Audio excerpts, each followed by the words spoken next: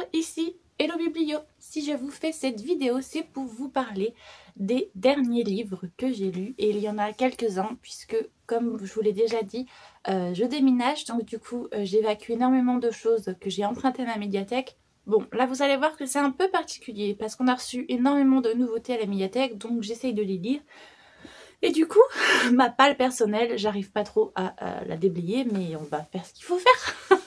Comme vous le voyez, le décor a encore changé. Et oui, parce que je suis toujours en déménagement. Donc les bibliothèques, cette fois-ci, sont parties. Donc j'avais plus grand-chose à vous mettre en fond. Donc je me suis mis derrière les affiches des Pixar qu'on adore avec mon compagnon. Mais bon, trêve de bavardage. Parlons de ce pourquoi je fais cette vidéo, c'est-à-dire de mes lectures. Récemment, j'ai reçu le dernier tome de La sorcière aux champignons, le tome 4. Et j'en suis très contente parce que je l'ai lu assez rapidement et j'ai bien aimé. C'est l'histoire d'une jeune sorcière qui est une sorcière qui fait de la magie noire. Quand elle passe quelque part, en fait, elle absorbe la méchanceté et tout et tout. Il y a, comment dire, des espèces de champignons du coup qui naissent sur son passage à chaque fois qu'elle entre dans un lieu qui est infesté en gros par la négativité. Du coup, beaucoup de personnes lui donnent des qualificatifs négatifs et on va voir tout ce qui est harcèlement et tout, puisque du coup elle est mal considérée, elle est considérée comme une sorcière néfaste, alors que pas du tout, elle aide les autres sans que les autres le sachent. Mais ça c'est un tout autre sujet.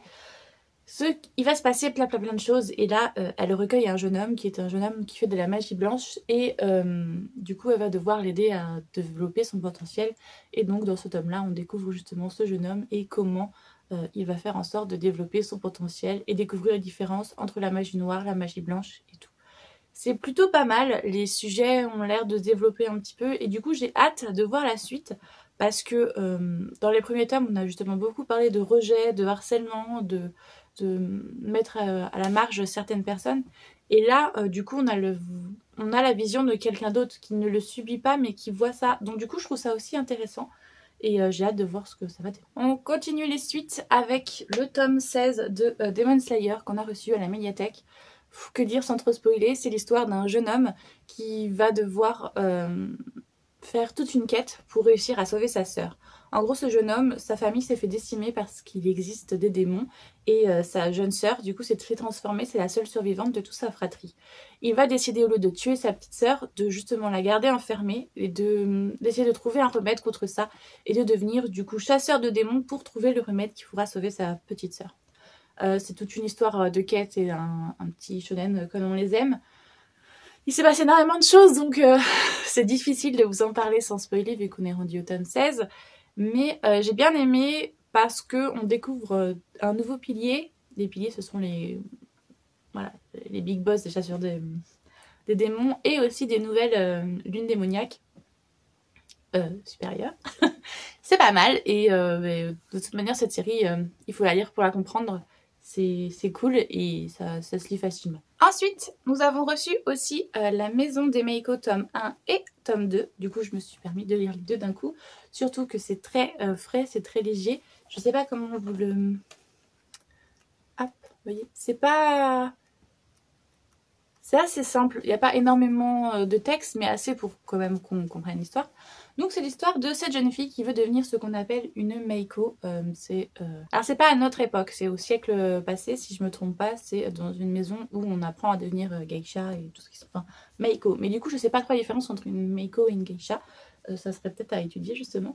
Donc cette jeune fille est montée dans la capitale pour devenir une Meiko avec sa meilleure amie. Sa meilleure amie réussit tous les examens haut la main, mais pas elle. En revanche, elle sait très bien cuisiner, donc elle va devenir la cuisinière de la maison close, si je puis dire, même si c'est pas le terme qu'on utilise au Japon, mais voilà, c'est, je crois que c'est yakai, non, je sais plus le mot exact pour utiliser le terme, mais bref, dans cette maison justement où est enfermée toutes les Meiko, eh ben, c'est elle qui cuisine et du coup on découvre la relation d'amitié qu'elle va avoir avec sa meilleure amie qui elle du coup va devenir une Meiko. C'est très doux, c'est très frais, ça se lit hyper facilement. Ça parle énormément de bouffe, donc j'avoue que moi c'est pas un sujet qui m'attrait énormément, mais l'histoire en elle-même est plutôt choupie, donc si vous avez envie de passer un bon moment tout léger, je le recommande. Ah là là, j'ai lu le tome 3 de Elle. Pour ceux qui ne connaissent pas, Elle, c'est l'histoire de cette jeune fille qui va arriver dans un nouveau lycée et qui va se faire de nouveaux amis. Mais nous, on se rend compte qu'en fait, au fur et à mesure, elle change de couleur de cheveux. Et en changeant de couleur de cheveux, ben en fait, elle change de personnalité. On pourrait penser que justement c'est un dédoublement de la personnalité, et ben pas forcément. Et moi c'est ce qui m'a posé problème dans le tome 1, c'est qu'on nous a vendu ça, un trouble de la personnalité.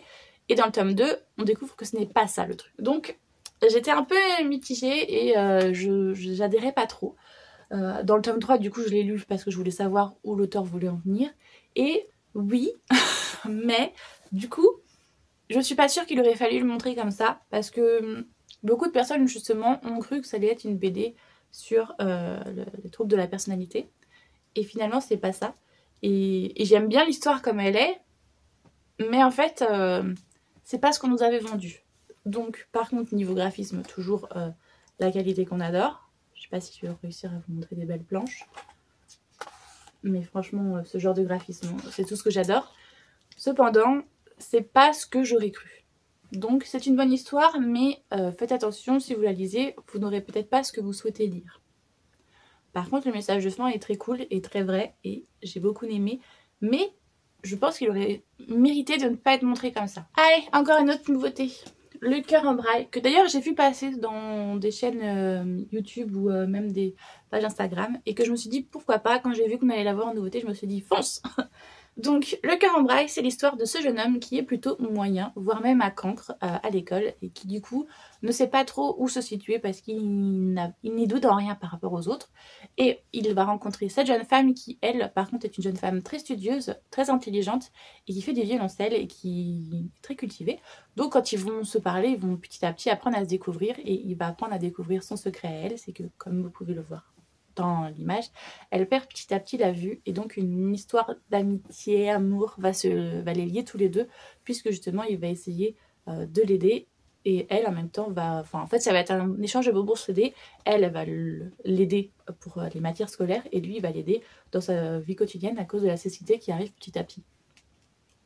Je trouvais cette histoire très belle, très touchante, et ça fait plaisir de le voir, surtout que c'est en jeunesse. Donc franchement, il n'y a pas à dire, c'est une très belle histoire. Pareil, les graphismes, comme pour Elle, c'est typiquement le genre de choses que j'adore. C'est simple à souhait, mais en même temps, ça marche du feu de Dieu. Hop. Donc, j'ai énormément apprécié cette lecture, et je la recommande. Elle est très belle. Un petit coup de cœur pour ça. Et il y a d'autres suites que j'ai lues. Au nom de Catherine, qui est la suite de La guerre de Catherine. Et du coup, j'avais hâte de lire Au nom de Catherine, puisque c'est après. Et donc, je me disais, bon, on va pouvoir parler d'autre chose. Et c'est le cas. Et qu'est-ce que ça fait plaisir! Parce que là, on parle justement de femmes, on parle de racisme, on parle de préjugés, on parle de plein de choses. Et ça fait du bien, parce que c'est ce genre de propos que je voulais plus voir que dans le premier tome, où c'est vraiment la discrimination antisémite et le fait de la Seconde Guerre mondiale. Donc du coup, j'ai énormément plus apprécié ce deuxième tome, puisque c'est des sujets qui me touchent plus. Et franchement, c'est un coup de cœur, parce qu'il y a plein de sujets qui sont traités, justement, comme je vous disais, le racisme, aussi bien que le droit des femmes. Et c'est très beau, très poétique, très bien fait. Franchement, il n'y a pas à dire, j'ai énormément aimé. Je sais pas si vous voyez, mais voilà, il y a des super belles planches en plus. Donc, je recommande à 100%. Je vais au BD Fest de La Roche-sur-Yon à la fin du mois, donc je m'étais mis plusieurs BD de côté pour pouvoir les lire avant de rencontrer les auteurs. Et celle-ci en fait partie. Chaplin en Amérique tome 1, Chaplin le prince d'Hollywood tome 2, et Chaplin contre, je sais plus c'est quoi son nom, John Edgar Hoover. Et ben du coup, ça m'a permis de beaucoup plus en apprendre sur lui, sur Chaplin, et j'ai été choquée par certains propos, que je ne sais pas du coup si c'est vraiment la personnalité de Monsieur Chaplin, puisque évidemment, comme toute personne étant un génie, on l'idéalise beaucoup, et énormément de choses qu'on ne sait pas du coup si c'est vrai ou pas, n'étant pas de la même époque que lui et ne le connaissant pas. Mais du coup, si c'est vrai, grince à dans beaucoup.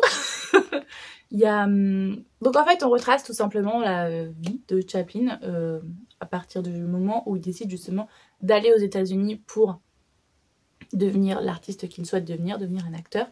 ce qu'il va faire. Du coup, il va aller en Amérique, il va devenir un acteur, puis un réalisateur, puis l'homme qu'on connaît maintenant. Hein.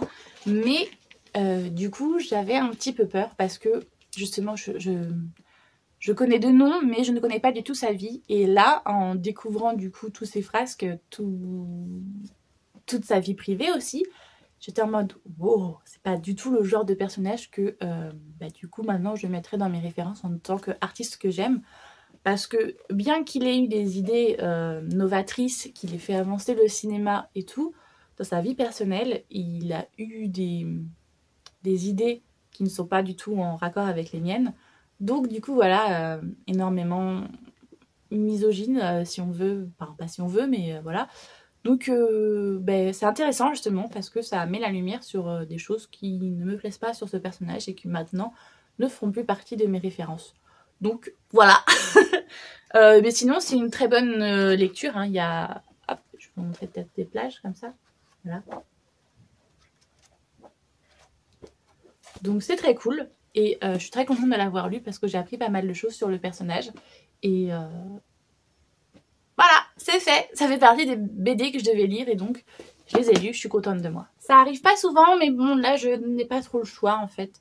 Je vais faire un abandon de J.G. Pétain parce que ce n'est pas du tout le genre de lecture que j'aime faire. Comme vous pouvez le voir, c'est très dense. C'est... Voilà, c'est pas du tout ce que j'aime. Je devais la lire puisque un des auteurs fait partie des gens qui vont venir justement au BDFest et je m'étais dit qu'il fallait que je lise un livre de chaque personne qui va venir.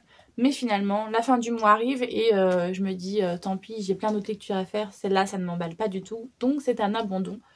Pour ceux que ça intéresse, c'est, comme vous pouvez le voir, le procès de Pétain et comprendre pourquoi on lui reproche tellement de choses.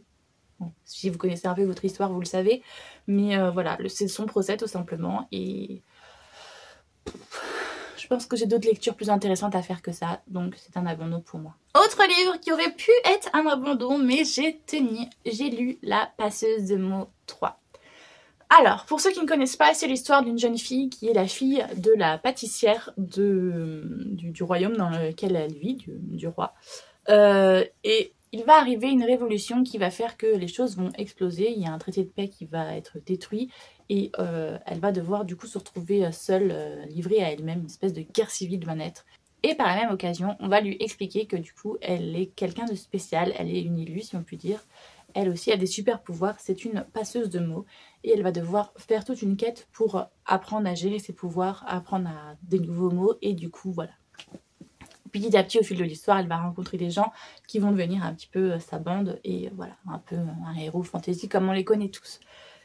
Alors, le premier tome était très bien équilibré. On apprenait à découvrir l'univers, les personnages et il y avait de l'action. Le deuxième tome était en demi-teinte puisque il y avait une grosse partie où c'était beaucoup d'introspection. Même si on voyageait beaucoup, on découvrait une autre culture, on découvrait d'autres personnages. Donc il y avait encore un univers assez riche, assez bien traité. Et à la fin, on avait pas mal d'action. Dans le tome 3, ah là, il n'y a plus aucun équilibre en fait. C'est simple, hein, 750 pages se passent au même endroit. Voilà, pour vous expliquer, il n'y a pas réellement d'action. C'est beaucoup plus de l'introspection, des liens entre les gens qui sont développés, expliqués, nanani nanana. Love Interest, on n'y est toujours pas. Enfin, les deux savent qu'ils sont intéressés l'un par l'autre, mais ça... Putain, ça fait 3 tomes de 800 pages, au bout d'un moment, il va peut-être falloir faire quelque chose. Donc voilà, les auteurs adorent leurs personnages et donc du coup on est énormément dans l'introspection, dans le ressenti, on vit les choses avec eux à fond, je suis d'accord, mais là non, en fait c'est trop. Le problème en plus c'est que j'ai vu qu'il y aurait un tome 4, vu comment se finit le tome 3, parce qu'on n'a toujours pas affronté le grand méchant, il n'y a pas eu la bataille, donc je suis en mode... Parce que franchement j'avançais puis je voyais 80%, toujours pas le méchant, 90%, toujours pas le méchant, 96%, le méchant arrive, mais 99%, on l'a toujours pas affronté, quoi. C'est comme ça que vous voulez me faire des mal.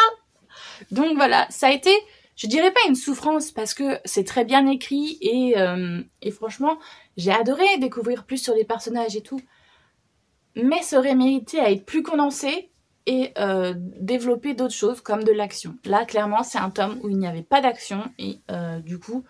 c'est compliqué de mettre un coup de cœur sur ça. Franchement, j'avais un coup de cœur sur le tome 1, le tome 2, c'était pas un coup de cœur, mais j'avais très bien apprécié ma lecture. Mais là, le tome 3, ça a été une souffrance et c'est dommage parce que La Passeuse de mots, encore une fois, c'est très bien écrit, c'est très bien mené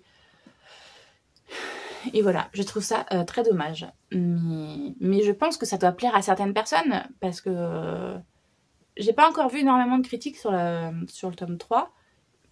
Mais franchement, voilà, je pense que ça aurait pu être mieux équilibré et bien mieux. Bon mais voilà, je vous ai parlé des dernières lectures que j'ai faites. J'espère que cette vidéo vous a plu. Si c'est le cas, n'hésitez pas à liker. Si vous souhaitez parler avec moi des lectures que j'ai faites, il n'y a pas de souci, il y a l'espace commentaire qui est là pour ça. Si vous souhaitez voir le reste de mes vidéos, n'hésitez pas à vous abonner. Et moi j'espère que tout va bien pour vous, que vous faites de très bonnes lectures. Et je vous fais tout plein de gros bisous.